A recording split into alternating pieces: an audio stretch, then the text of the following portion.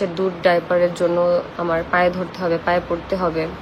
তো ওই কথাবার্তা শোনা থেকে খরচ না নেওয়াই ভালো। আর এখন হচ্ছে আয়েশ যেহেতু আমারও সন্তান, তার বাবারও সন্তান, তো আমি চাই যে আয়েশের বাবা আয়েশকে প্রতি মাসে খরচ দেখ।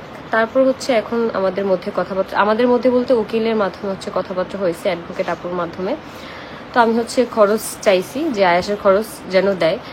তো তখন হচ্ছে বলছে যে এখন যেহেতু ফ্যামিলিতে সমস্যা, যার কারণে হচ্ছে আয়েশকে এখন 3,000 টাকা দিবে। এখন এটাই অনেক কিছু, ফ্যামিলিতে সমস্যা থাকার পরও যে 3,000 টাকা করে আয়েশের খরচ দিবে, সেটাই অনেক কিছু, যে সবকিছুর ভেতর দেখে আয়েশের খরচটা বের করতে পারবে।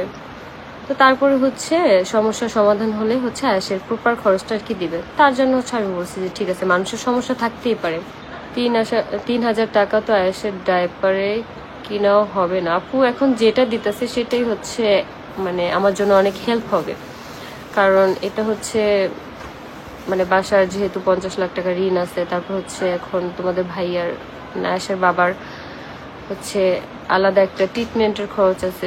সবকিছু বুঝে আমি আর কি বলছি সমস্যা নেই, এখন দেখ পরবর্তীতে বাড়ায় দিবে, একটা সমস্যা থাকতেই পারে, এত সমস্যার মধ্যেও যে এটা দিতে পারবে সেটাই অনেক কিছু।